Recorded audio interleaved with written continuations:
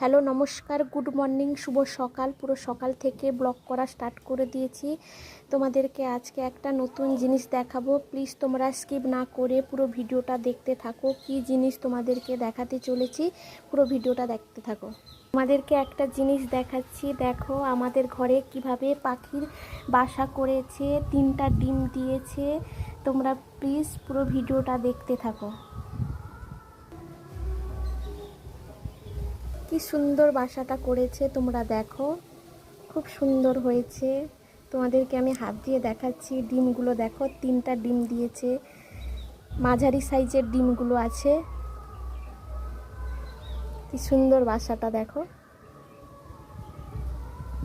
ঠিক আছে, তোমাদেরকে ভিডিওটা দেখালাম, কেমন লাগছে কমেন্ট করে জানাবে।